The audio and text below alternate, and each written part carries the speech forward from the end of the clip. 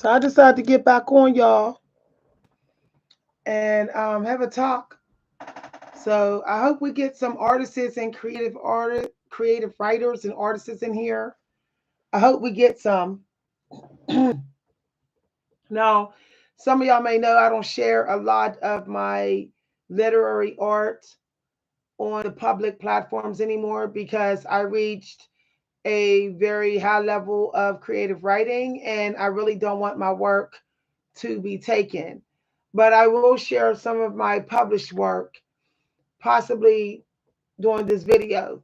So I might share and discuss some things about it. So some of y'all may not know that I am a creative writer, mostly a poet, flash fiction, short fiction, prose writer, or poetry writer. I want to talk to y'all how I managed to reach a level of writing that some MFA students haven't reached, and even some people who graduated with PhDs in writing, creative writing, haven't reached. And I want to talk to y'all the secrets, okay? So take notes. You can feel free to introduce yourself.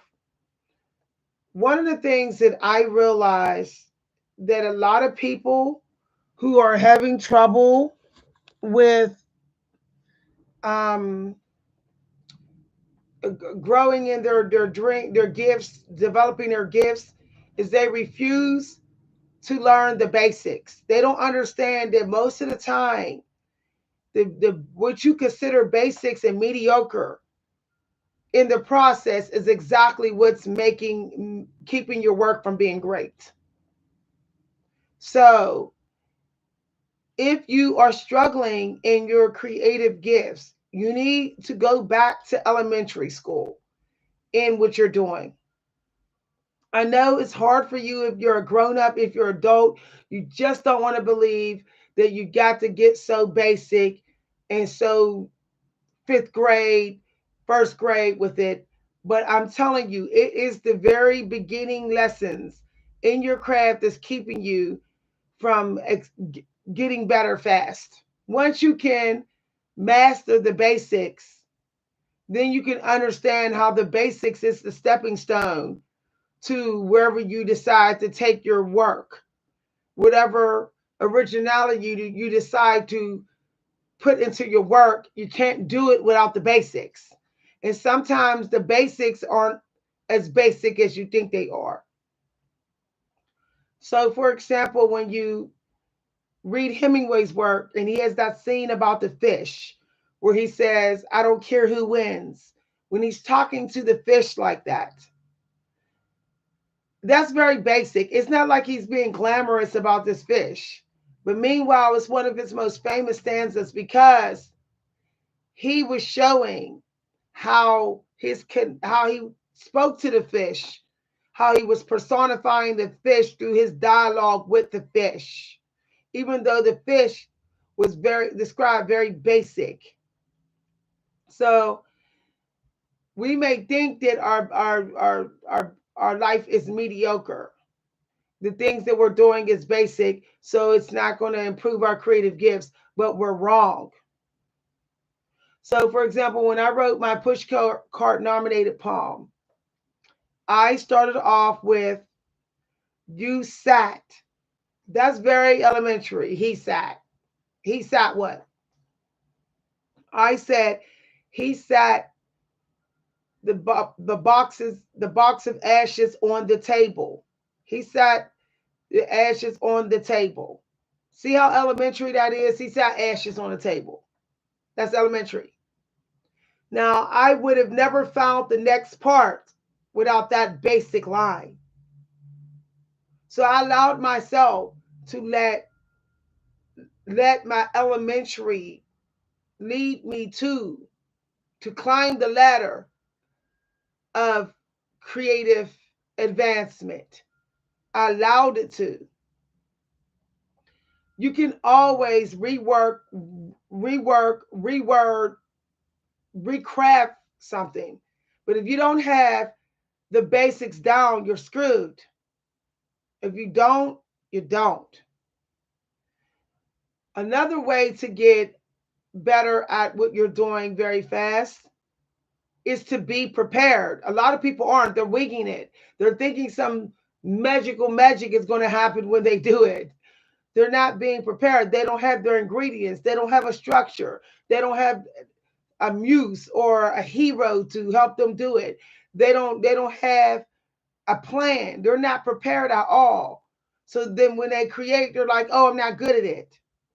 You get 10 times more prepared than the competition, and you get 10 times more prepared than the last time you were prepared. If you only had a couple of nouns in your bowl to use on your last work, have about 25, have 3 different choices for a structure, have 3 different themes. What I'm saying is that if you don't, if you're always trying to wait for something to come to you inside of you to manifest something creatively, then that's why your growth is delayed. It's not moving as fast. You're not getting as better as you should, as you could, faster than everyone else or faster than the last time. You have to be prepared. That is so important. It's the most important step. Until you can be prepared in your mind, which is reaching genius level, genius preparation level, until you can work that side of your brain at the same time while working the creative side right after, till you can bounce back and forth like that, like geniuses can do. You need to do it all on paper. You need to do it all on paper. You have your preparation, and then you have your creative plan. What are your techniques you're going to use, devices, your muses, your inspirational sources? Then you have that. Until you can do it in your brain, back and forth, it needs to be on paper right in front of you to see. I have days where it struggles to go back and forth. The logic and the creative back and forth. The logical planning, practical, and then the creative uh, flow part. So I have days where it's hard for me to do that just up in my head. So I will literally go to a book. I will get an exercise. I will get I will get a structure, a muse. I will literally leave the page open, study the work, okay? And then use that as a way of helping me to jumpstart a new piece. I will write down my theme or what I'm using or what memory I'm using or what photo I'm using or image, and then I will follow the instructions specifically rather than trying to do it all in my head. Rather than having the manual in my head, I will have it in my hand. So that's number 2. The third way, okay, is to pick only one thing and that's all you do. Do that for like 6 months. You'll get really good at one thing, but you might be only one thing, but you can say that I'm really really great at it. So, for example, Charles Simic, he was really good at writing about characters, him and his father, or a character, some sort of relationship he has with someone. So he would write one poem after another on that thing. Him and a relationship with someone over and over and over again. That's all he wrote on for a while. He's very well known for those poems. He did not try to, oh, I'm going to write I'm going to write all nature work, and he didn't bounce around. He stuck a while, some months writing just on his personal connection with someone. And you can practice your techniques within that one type of writing. You can even do this in any art, anything. You can practice your techniques in that one genre, that one type of art under that genre. You can practice all your techniques, the ones, at least one that you're not that good at, and two that you're really good at.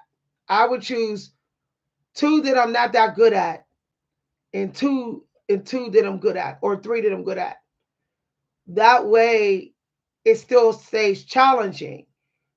Because you don't want to get bored. If you're not challenging yourself in your artistic gifts, you get bored. You're like, okay, I already know I'm going to do good, so why keep doing it? You want to be challenged. So, um, these are just some tips, y'all. So when I wrote some of my new work that is really, really, really good that I cannot even share it, I used what I'm telling y'all. I said start off basic, start off mediocre, what people would call mediocre. I even said I'm going to break one rule in this genre. I'm going to break one writing rule. I said that. I said that I'm just going to tell the truth. Even if it's imagined, I'm not going to try to bedazzle the reader. I'm just going to tell the truth, even if it sounds basic and mediocre. It's the truth. I'm not trying to push my meaning, a certain meaning on the reader. I'm just telling the truth. Um, and then I also said that I'm going to be prepared. Now, here's the last tip: find your personal struggles. Be honest, be brutally honest of how you're struggling. For me, it was structure.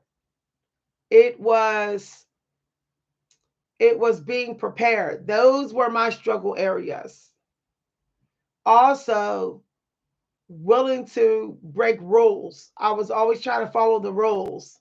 So I decided to start breaking some rules. So those were my struggle areas. My struggle area was also trying to go too fast. So I slowed it down and paced myself and focused on quality rather than considered the best I could get it. When I will write more on it. Let my muse decide that. Not how much I write, but the quality. The focus on that. Because I can always add to it. But I want to make sure that I don't have so much of a mess to clean up. Less mess requires more patience when you're doing it. So if you're struggling with growth in your art, you need to get more patience. You need to slow down so you have time to think. You have to create like the clock is not ticking. I know a lot of people say create like you're watching the clock deadline. No, create like the clock is not ticking. The first go at it takes as long as it has to take. As long until you've reached almost emotional fulfillment. That's how long it goes on. Till you reach almost emotional groundedness or stability in your energy. It's more stable. There's a strong quiet developing in you and all around you. The quiet is so strong you can almost feel it. That's when you're almost done with that specific creating time. It is not based upon the clock. If you base it upon the clock, I'm telling you right now, you're going to miss windows of opportunity to do to create something great, to challenge yourself in that moment. I base my I base it on I base it on how I feel, how my energy feels to me, and whether it's time to stop and return another day. I I say, when I know the end, of my work, like very close to the end of my work too well, like I know exactly how I want to probably end this. That's when I end. That's when I end it. I might sketch the ending out real quick to remind myself, but I don't go in, I don't grind it, because normally the changeover time in my work requires a pause. It requires me to wait, meaning walk away and leave the work alone. So if you want to grow faster in your work, learn how to not beat down your work like you're in some sort of race, like you're so worried about being left behind. Don't be in that energy. Make sure that you haven't drained yourself out emotionally, energetically, or mentally when you have walked away from the work. You need your cup to still have some excitement, some enthusiasm type emotion in it when you approach to do it again. Okay, when you sit down and create again. All right, if you enjoyed this video, feel free to let me know. This info is copyrighted and protected and shall not be used without my express permission. If you'd like to show appreciation, you can send cash donation to my cash app at @Coach V Hunter. Okay. All right. Thanks for listening, everybody. I'm gonna be focusing on my writing for a while now.